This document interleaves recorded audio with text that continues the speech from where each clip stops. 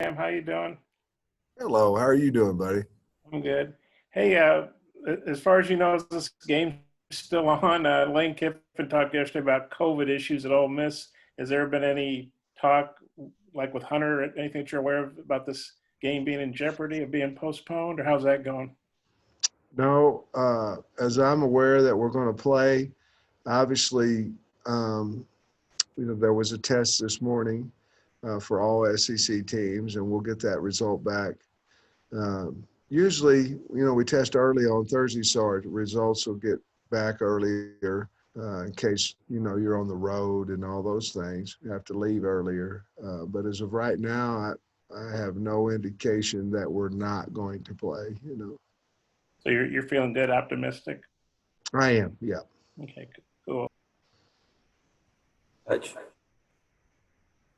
Sam, along those lines, I know y'all dealt with it over the summer, but with everything, there's been a couple of games already postponed. Coach Saban has it. Do you feel like your team is staying focused kind of at the task at hand? Yes, I do. I mean, I think so. We've been really good here, since the season started with our COVID cases and things of that nature. So, it's hard to say why somebody gets, I know you have to be in contact and all those things, but I've known some guys that have been really, really careful that, unfortunately got COVID. And I watched Coach Saban's media talk, and obviously he felt like he had been very, covered, wearing his mask and distancing and all those things. I don't know. Sometimes I guess it just happens, but I've been really, really proud of our football team. Scotty. Hey, Sam, Raheem tweeted earlier today that he's back. Just what do you think about getting him back in the lineup, and what are your expectations for him coming off an injury? Well, I got to get on Twitter because he said he's going to play. Yeah, he said, I'm back. Oh, that's awesome. I'm going to have to get on. I'm going to have to follow him on Twitter. I would be extremely happy if he's able to play. And obviously he's a really fine running back, and we'd love to have him out there playing. And I think we did the right thing with him last week by not playing him. I don't know how effective he would have been if we would have been able to play him, but I'm glad that he's ready to go. Jason. I guess the equipment team got your game ball ready. What's it like? Have you gotten it back, and just getting that back after that win? I did. They brought it in to me this afternoon, and I didn't know they was going to tweet out to Marty and McGee, but I heard they did, and I think I threw them under the bus. I told Marty and McGee I didn't know where the ball was, and I didn't, so that's why I said it. But somebody did a really good job with it, and it looked sharp. Ty. Sam, I know you haven't been here the last couple of years, but this football team hasn't won a home SEC game since 2016. I know you mentioned that either last night or on your teleconference yesterday, but have you just gotten a sense from talking to people this week that there's a lot of confidence heading into this game this weekend?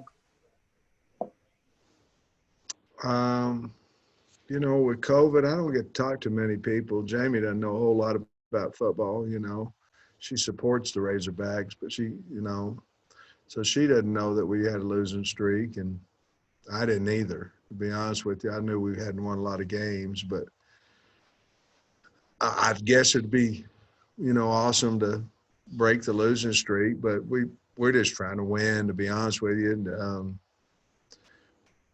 we haven't talked about it, partly because I didn't know about it, but we haven't talked about it, but we have talked about winning. And so that's what we're going to try to do.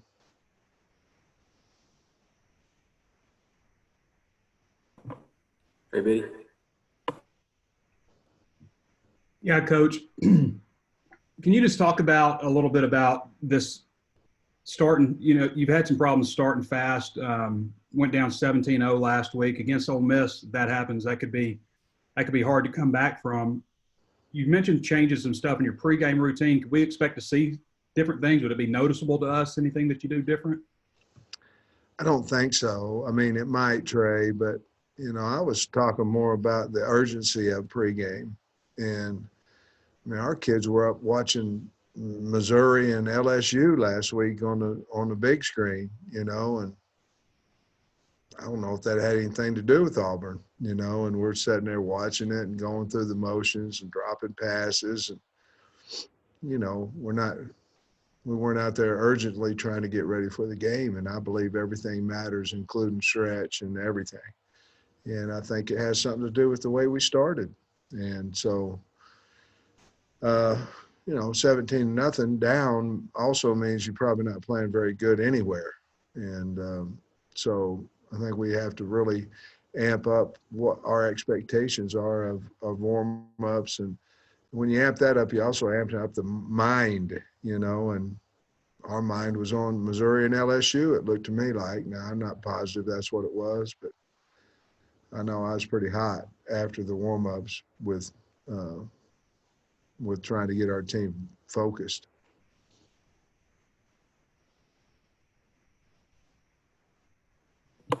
Nikki. On top of that, for the fast starts, just how has the offense looked in practice this week? And is there a chance Hudson Henry is available this week? Nikki, I think Hudson will be available. I thought we had a really good Monday and Tuesday practice, and I didn't think on offense, I did not think it was up to our standards yesterday. Some of those things are additions to what we're trying to get done and things of that nature that take time. I get it, but we have to have a better practice today. But I was pleased Monday and Tuesday. I was not so happy with the way we practiced yesterday. Otis. Sam, going into the season, really behind Rakeem, there was no one that ever had a carry. Once you move TJ out to receiver anyway, how good do you feel now having Treylon, proving what he can do in a couple of games or 2 or 3 games if Rakeem needs a breather or, gets hurt again or whatever? I look at Treylon as a starter. I think he proved that last week. And when we get Rakeem back, I feel like we have 2 really good running backs right there, and we're trying to develop Dominique and Spivey behind them. And of course, before Oglesby got hurt, we were real pleased with what he was doing in camp as well. So Treylon, I mean, he's just a tough, what you're going to get every time he goes out there. He's a tough, physical, smart player that lights up the team when he goes out there. Lights me up too. Hey, Coach, I was just kind of curious about the communication behind the scenes. I mean, when Lane Kiffin volunteered that information yesterday that his team was having, COVID issues, did that catch you off guard or by surprise by any chance, or do you have a heads up? No, I didn't know anything about it. Matter of fact, I don't listen to other coaches' press conferences, so somebody else told me that I think probably was Kyle. Kyle probably told me that he had said that about his team, but I don't watch much TV. I got a show, they tell me. I got a show. I've never watched it either. Watch a lot of film, though. Trey Schapp.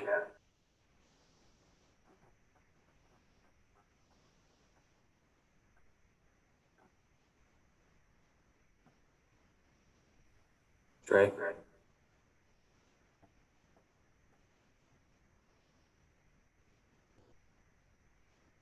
Trey will come back.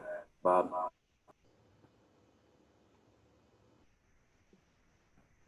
Sam, you don't have to watch your own show because you already know what you said. Hey, I'm sure it's a good show. I'm not saying that. I just 10:30 on Sunday night. I'm trying to get ready for the next game. I didn't mean nothing negative about that. You talked about Rakeem and Hudson. Are you feeling any updates, I guess, on Gerald Burks and Brown? Traylon's practiced all week, so expecting him to play. And then Monteric has practiced all week as well, so we're hoping that he gets cleared for the game.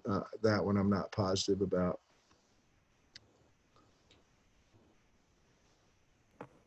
Hutch?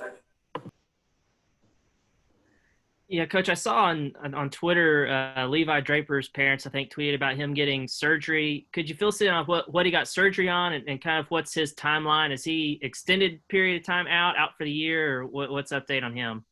Drape had shoulder surgery, and there's that Twitter again, huh? And he's out.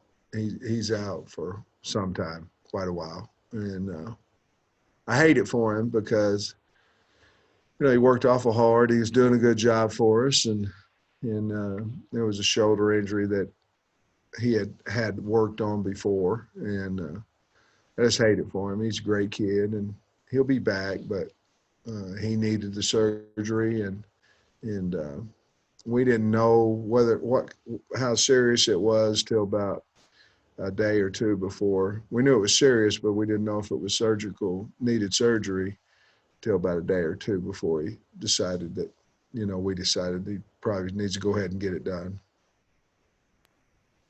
Trey Schapp? Coach, can you hear me now? Yes.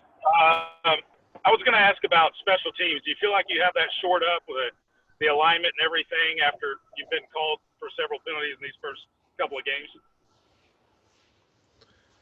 Well, I didn't think it was going to be a problem last week going in either. We have officials at every practice, and we obviously have our eyes on it, but it was. And so we obviously have emphasized it this week to make sure it doesn't happen again. But I think we'll play a lot better this week in special teams. We certainly need to. We've sure amped up everything, trying to get everything fixed, and not only get fixed, but let it be an advantage for us like I thought that it would be this season for us. So we've worked awful hard. It's a big day today, for practice day for special teams today as well. And we certainly hope that we got it all fixed. Let me know if you've got more questions in the chat. Scotty? Yeah, Trey Knox had kind of a frustrating day at Auburn. Probably thought he should have come down with a couple of catches. What's his work week look like, and what are you kind of looking for out of him this week? Trey's had a good week of practice. He always practices hard, and he catches the ball. It just unfortunate. He had dropped a couple balls last week, but one game's not going to define that kid. I'm proud of him, and he'll come back strong and be a good player for us. I have no doubt that he'll have a good game. Trey Biddy? Yeah, Coach, I was just curious on when you get these reports for the COVID testing and stuff, who delivers that? Like, is it just like sitting there waiting on pins and needles, or is there a certain time you expect to come in? Who's the deliverer of good or bad news?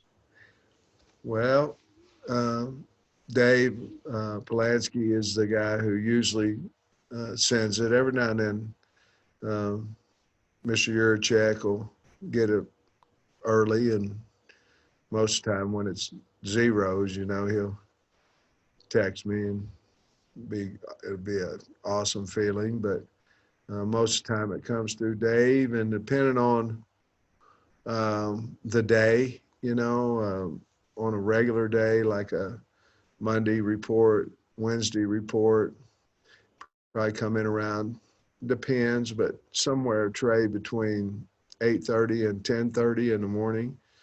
And then tomorrow it should be here every bit by 8, maybe even earlier. They turn around pretty fast.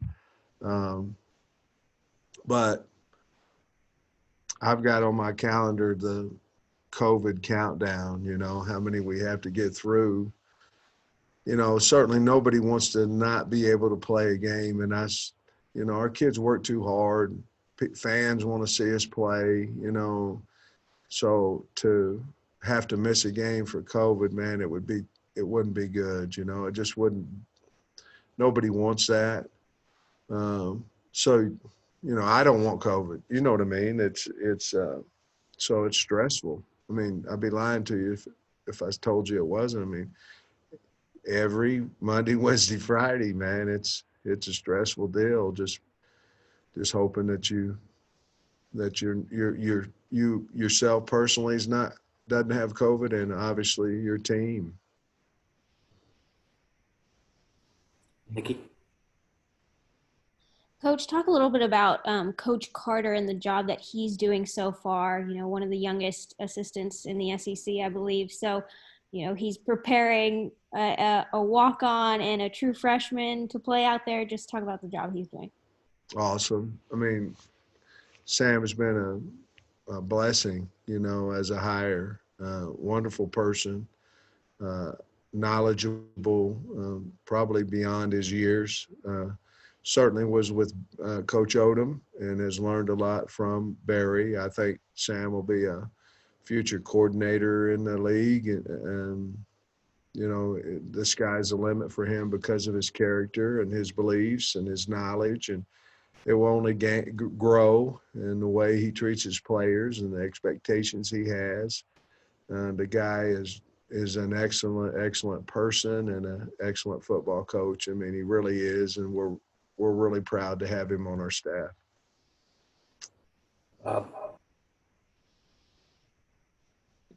Hey, Sam, what was your reaction when you heard about Nick Saban testing positive? And did it just kind of shake you up because you're like, it's like that guy lives in some impregnable, fortress. I mean, it's like if it can get to him, it can get to anybody. I mean, what was your reaction to that? Well, I don't know where he lives, but I do know this, that my first reaction is that, he and I don't know who else is a little older in the conference. I'm not talking about years of being head coach. I'm just talking about life years. And the first reaction was, I hope that he's medically going to be fine. I mean, Coach Saban's one of the, if not the best coach ever in college football, then he one or two. So you obviously want his health to be fine. That was the first reaction. And then after that, obviously they're playing Georgia this week, Alabama, Georgia. And I just know how I would think that he would be very disappointed that he's not going to have an opportunity to coach in that game possibly. And that's about all I thought about it. It's going to happen. COVID's going to happen. And it's just unfortunate for him and his team. Bob, did you have another? I'm good. Believe it or not. That's the first time that's happened. I can try to think of another one. We're both good. All right, that'll wrap us up. Thanks, Coach. See y'all. Thank you. Thanks, Sam. Thanks, Coach.